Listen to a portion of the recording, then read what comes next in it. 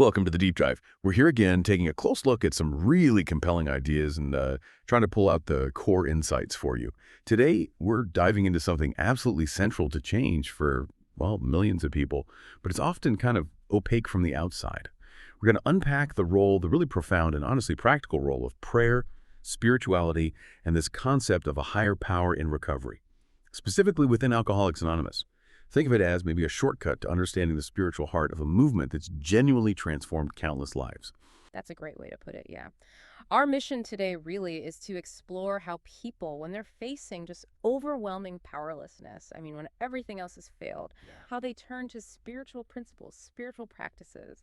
And we're going to focus quite a bit on prayer, actually, and its impact. We want to see those moments, those aha moments that can happen. And just to be super clear right up front, this isn't about pushing any one religion or, belief system. Not at all.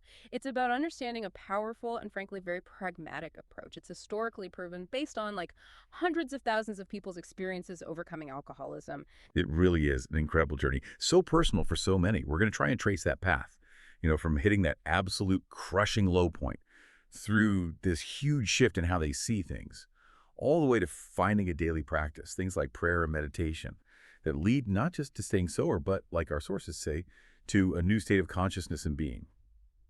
It's fascinating how something as simple, sometimes, as a desperate prayer can be the thing that changes everything. Let's dig in. Okay, so let's start right at the beginning. The absolute core for almost everyone who finds recovery in AA. Our sources are, well, they're starkly clear about this. It's the realization, undeniable, often soul-crushing, of complete powerlessness over alcohol. For so many, this point comes when, like one person put it, everything meaningful in my life was gone. Jobs, family, self-respect, health, gone. Before they even thought about asking for help. This isn't just theory, it's a lived, brutal reality for many. And it's this deep, painful admission of defeat that kind of paradoxically sets the stage for what comes next. Right. And then it's interesting because the sources don't just state that. They really explain why hitting bottom is so often, necessary, almost a prerequisite for genuine change.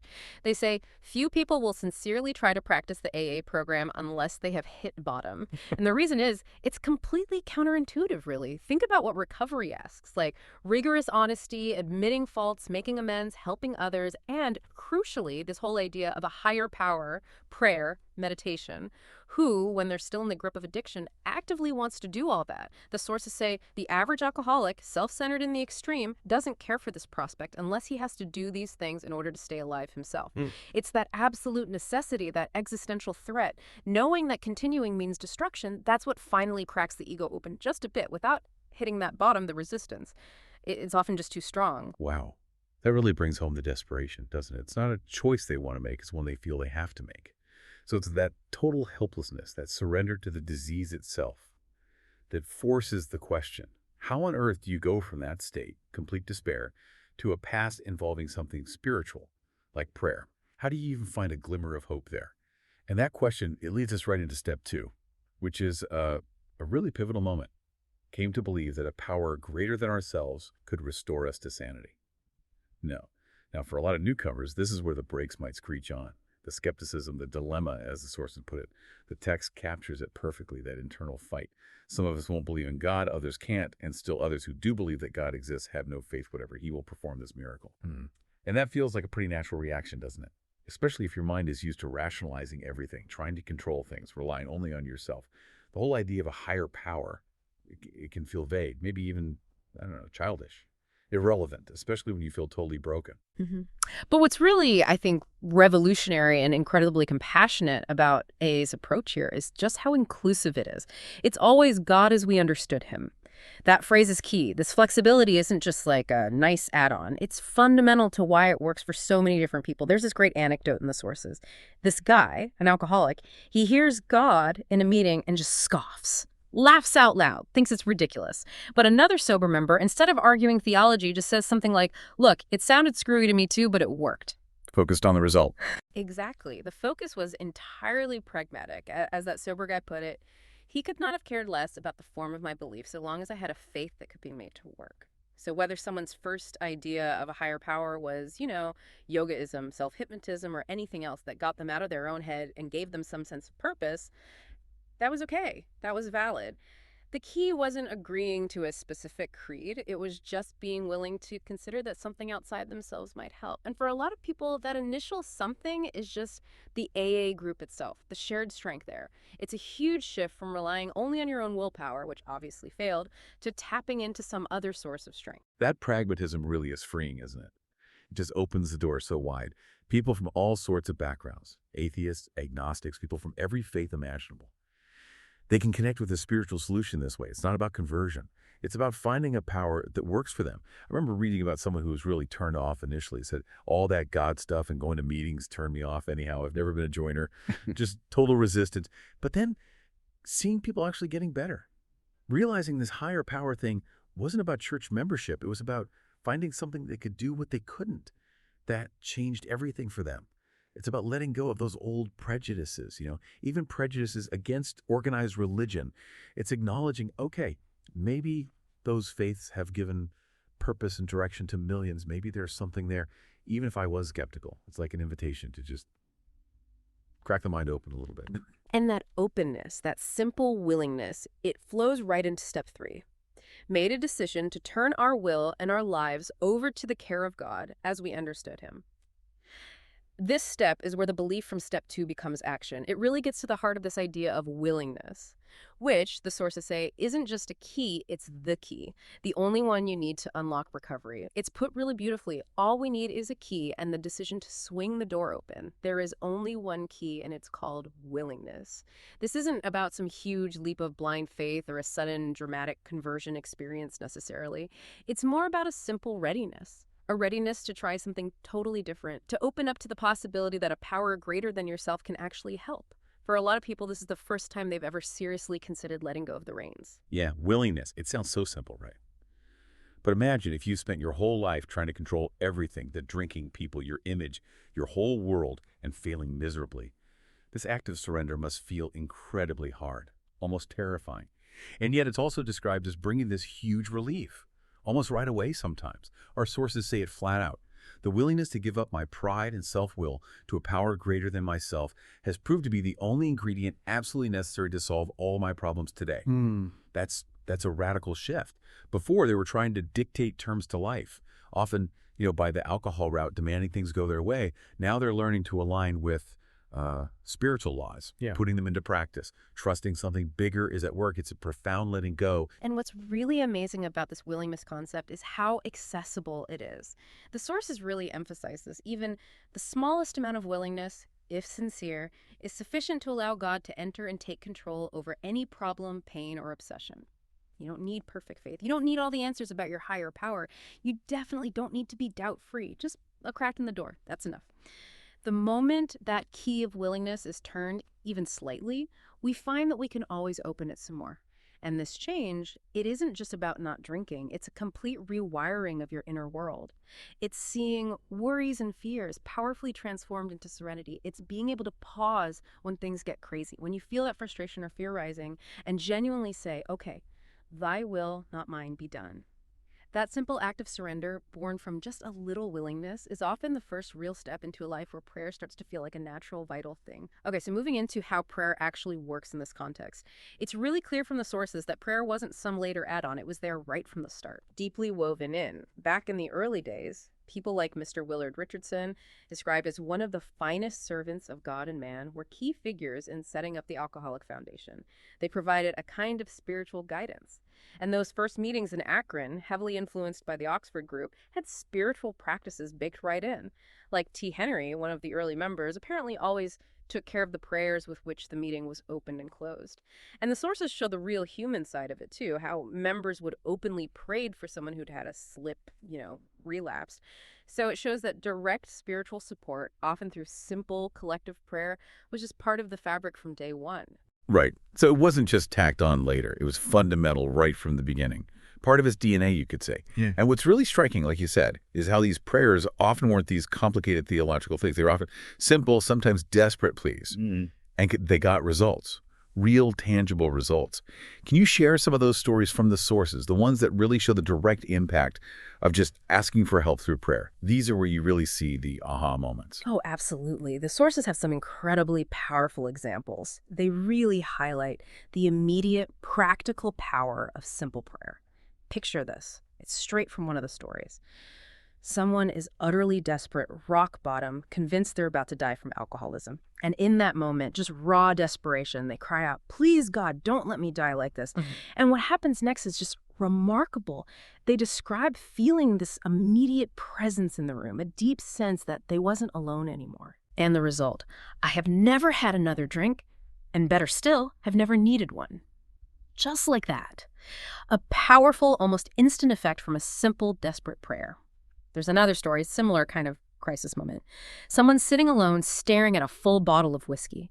The urge to drink is overwhelming, maybe the worst it's ever been. But instead of giving in, they try something different. They start to read some spiritual material, and at the same time, they prayed. And again, the result is incredibly quick and concrete. Within half an hour, they felt absolutely free of the urge for a drink. Yeah, it wasn't some complex prayer. It was a direct appeal for help right then and there, in dire need. And it worked. It brought immediate practical relief. And then there's the story of the pragmatic doctor, a man of science, already in recovery himself. He's talking to another alcoholic who's deeply skeptical about anything spiritual. And this doctor just patiently explains that the means of communicating with this power was simple prayer. He presented it not as like a religious rule, but as a practical tool, a direct line to get help. Which really shows how prayer, in this context, is seen as this vital, functional thing for staying sober. It's not about debating theology. These aren't abstract ideas. They're things that directly intervene and change people's lives. Those are incredibly powerful. Yeah. And it makes it clear for anyone listening, these aren't necessarily grand theological debates. They're profoundly human appeals. Simple, heartfelt, born from desperation, but they yield real, undeniable results. It's about making that conscious contact with something greater. Which brings us neatly to step 11, doesn't it? That step talks explicitly about practicing prayer. Precisely. Step 11. Sought through prayer and meditation to improve our conscious contact with God as we understood Him, praying only for knowledge of His will for us and the power to carry that out. Menson. This step really clarifies that ongoing relationship with the higher power. It positions prayer as sort of the main way to maintain that connection. It's about taking that initial willingness and deepening it into a consistent, conscious interaction. And the way they distinguish between prayer and meditation is quite insightful too, isn't it? The sources are helpful here. They say, prayer doesn't change God's attitude toward me. It changes my attitude toward God. That feels crucial.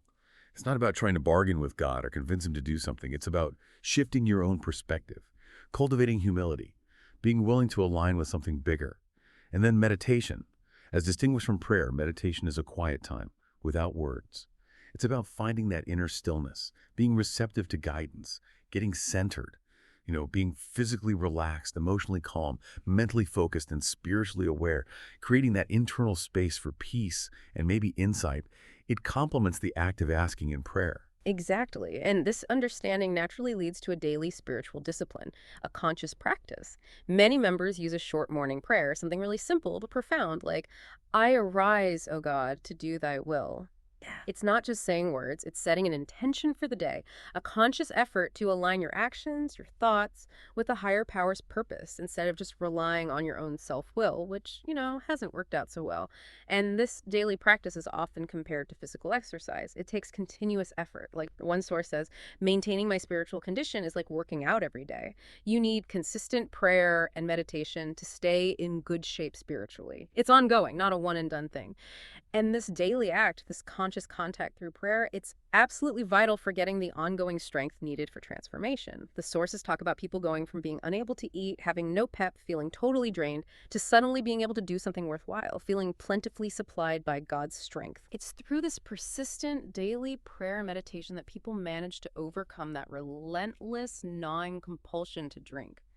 They receive that daily reprieve from active addiction, but, and this is critical, that reprieve is contingent on the maintenance of the spiritual condition. Right. You have to keep showing up for it. Exactly. So prayer isn't just for emergencies, it's like the daily fuel for recovery. So as we go deeper into prayer's role, we see how it connects with other key principles. And one of the most important is humility. Humility comes up again and again in the sources as just fundamental, not just for sobriety, but for actual happiness, for living a useful life. The texts are blunt. Indeed, the attainment of greater humility is the foundation principle of each of AA's 12 steps. For without some degree of humility, no alcoholic can stay sober at all. And beyond just sobriety, without it, people still haven't much chance of becoming truly happy. They can't live to much useful purpose or find the faith needed to handle emergencies. It's like the soil the spiritual path needs to grow in. That's a really powerful connection. It ties directly back to that idea we talked about, how pride and self-will led to chaos before. Isolation, defeat. Yeah. I mean, think about it. Trying to control the drinking, boasting, clinging to independence, only to end up completely beaten down. Yeah. Humility flips that script. It's realizing, okay, God is the doer, not me. I am an instrument. Any work I seem to be doing is being done by God through me. It shifts the focus away from ego, from needing credit or control, towards being a channel for something greater. It's that ultimate paradox, finding strength through surrender. And a perfect living example of this kind of profound humility is Dr. Bob, one of AA's co-founders. I mean, despite his absolutely crucial role, he always tried to dispel the notion that he was a founder. He had this famous remark, just full of wisdom and self-awareness: God did have one or two other agents besides me, and that he could put the world to bed and hang out the sun without me. That says it all, really. It's not false modesty, right? It's this deep, lived understanding that the real power behind recovery isn't human cleverness or ego. It's a spiritual force. And accepting that role, being an instrument, not the main agent, is so important for staying spiritually healthy and for being open to guidance through prayer. The less ego is in the way, the more room there is for spiritual strength and direction to come through. Yeah, that shift from trying to dictate life to surrendering to a higher power's will. That's maybe one of the biggest transformations people experience. The sources capture it so well. Before recovery, at no time had we asked what God's will was for us. Instead, we had been telling him what it ought to be, basically trying to run the show from our own limited self-centered view. Yeah. Then the realization hits. No man we saw could believe in God and defy him too. Belief meant reliance, not defiance. That's a complete turnaround in how you approach everything, moving from being the stressed-out director of a chaotic mess to, I don't know, willing actor in a bigger play. And prayer is often how that turnaround is practiced daily. It really is. And to help with that daily surrender, that alignment with a higher power's will, so many people in recovery rely constantly on the serenity prayer. God, grant us the serenity to accept the things we cannot change, courage to change the things we can, and wisdom to know the difference. Such a simple prayer, but so profound. Exactly. It's not just comforting words, it's a practical tool for living. A moment-by-moment guide. It helps people learn to be still and know that he, not I, was God. To navigate life's bumps without getting totally consumed. It gives valuable answers in tough spots. Helps distinguish between those situations I can work on and those I must turn over to that higher power. It's this continuous act of humble surrender through prayer, asking for guidance and acceptance. And that leads either to taking the right action or finding peace in acceptance. And the result of making that shift, of consistently trying to align with God's will through prayer, it sounds genuinely transformative. It's how those worries and fears are powerfully transformed into serenity. It's moving away from that state of constant battle, fighting myself and everyone else, to a place where you can actually enjoy peace of mind because you've learned how to let go and let God take over. This spiritual reorientation, grounded in daily prayer, brings this fundamental shift away from self-defeating habits and constant inner turmoil towards a life guided more and more by spiritual principles. It's learning to respond to life instead of just reacting all the time. And then, from that foundation, humility, acceptance of God's will, nurtured through prayer service, becomes this really natural next step, almost an inevitable outcome of spiritual growth. As the Big Book says, our real purpose is to fit ourselves to be of maximum service to God and the people about us. It's not just seen as an obligation or a chore, it's a shift in perspective where helping others becomes deeply connected to your own recovery and happiness. And it definitely brings its own huge rewards, right? That happiness found in giving themselves to others. People often say it goes way beyond just trying to stay sober. It becomes a major source of fulfillment, a real sense of purpose. That idea of giving away what has been so freely given to me, I am granted a daily reprieve, that's incredibly powerful. It means the very act of reaching out, helping another alcoholic who's struggling, sharing your own experience, that's what helps keep you sober. It's about being useful again, having a purpose beyond just yourself, feeling like you matter. It's like a living prayer, really. Absolutely. And this act of service, helping others, it also powerfully strengthens the unity within AA. Mm. That shared purpose, the collective effort for the common good, it's essential. It creates this incredible synergy. The sources state it clearly. Just as sacrifice means survival for the individual alcoholic, so does sacrifice mean unity and survival for the group and for AA's entire fellowship. So this community aspect, driven by individuals serving others and constantly reinforced by spiritual principles like prayer and humility, it creates this really strong, sustaining force. It shows that the real strength of AA lies in the desire of each member and of each group to share with other alcoholics their suffering and the steps taken to gain and maintain recovery. It's proof of the power of a shared spiritual mission. Okay, so we've walked through hitting bottom, embracing a higher power, the daily practices like prayer and meditation. And that brings us to the culmination, really, this concept of spiritual awakening, which, let's be honest, can sound a bit mysterious or intimidating. People might picture lightning bolts or something dramatic. But what does it actually mean in the day-to-day reality of recovery? Is it always some huge, sudden event? That's a really important question. Because the sources clarify, no, it doesn't always have to be a dramatic bells and whistles kind of thing, though for some it certainly can be. We heard that story, the person crying out to God and never needing a drink again. That sounds pretty sudden and profound. But for many others, it's described more like a new state of consciousness and being, where my insanity and inner turmoil disappeared and I entered into a new dimension of hope, love, and peace. The key is the fundamental shift, a deep reorientation, but it can happen gradually, almost without you noticing day to day. Like one person put it so well, I can't say upon what occasion or upon what day I came to believe in a power greater than myself, but I certainly have that belief now. It creeps up on you. Kind of, yeah. It's the cumulative effect of actually doing the stuff, practicing the principles, especially prayer and meditation, day in, day out. And this awakening, it isn't just about stopping drinking. It lets people do things that I never dreamed possible, build healthy relationships, keep a job, find real contentment, experience genuine inner peace and serenity, even when life throws curveballs. It's that feeling of being restored to sanity. And it sounds like this awakening, it's not like you graduate and get a certificate, right? It's something that needs ongoing attention, vigilance. The sources really hammer home that sobriety itself isn't guaranteed. It's a daily reprieve contingent on the maintenance of our spiritual condition. That really underscores the need for continuous, active commitment. The work is never really done. Absolutely not. That daily reprieve idea is fundamental. Recovery is an active, living process, not a static place you reach. And the single most important way to maintain that spiritual condition, to keep receiving the power needed for this ongoing reconstruction of your life, well, it comes back to consistent, deliberate prayer and meditation. It really is like training for a marathon. You need that continuous, conscious effort to stay in good shape spiritually. This daily spiritual work, especially through prayer, is what allows people to keep transforming, to overcome that gnawing compulsion to drink, to finally breathe the air of joy, happiness, and wisdom. It's through that daily conscious contact with their higher power that they find the ongoing strength to rebuild everything. Getting help with relationships, self-respect, finding real contentment. All of it. And it involves constantly checking yourself too, right? Yeah. It's not just asking for help, but also seeing where you might be slipping. The sources talk about doing these unremitting inventories, constantly watching for selfishness, dishonesty, resentment, and fear in yourself. Spot checks. Yeah. And when those things pop up, the instruction is super practical. Ask God at once to remove them. It's immediate, proactive, taking responsibility right away to maintain that spiritual health, and then resolving to carry these lessons over into tomorrow by actually acting differently.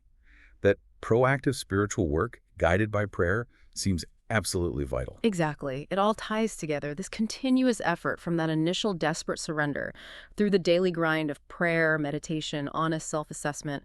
It all leads to this profound, sustainable interchange. You go from that place of utter hopelessness, where life feels like a meaningless succession of unrelated happenings without rhyme or reason, to finding deep, real purpose. The sources sum it up with that timeless truth. Our souls are restless until they find rest in God. Through embracing these spiritual principles, and maybe most centrally through the consistent practice of prayer, people find that rest, that peace. They discover a life that finally has meaning, direction, and purpose. And ultimately, they find the joy of living. What an incredible arc we've traced today, diving deep into the spiritual core of Alcoholics Anonymous. It really shows the amazing transformation that's possible when people embrace spiritual principles, and especially the steady daily power of prayer, moving from total despair and unmanageability to, well, to profound, lasting peace and that joy of living. It truly is remarkable, and maybe it leaves us and you listening with something to think about personally. If a condition like chronic alcoholism, something that seemed utterly impossible to beat, defying all other solutions, if that can be overcome by spiritual means, by finding willingness, practicing prayer and meditation daily, seeking that conscious contact with a higher power, then what other challenges in our own lives, maybe those things that feel impossible or those patterns that keep tripping us up, bringing that daily restlessness, could they perhaps yield to this same profound approach? That's definitely a question worth pondering, and that brings us to the end of this deep dive.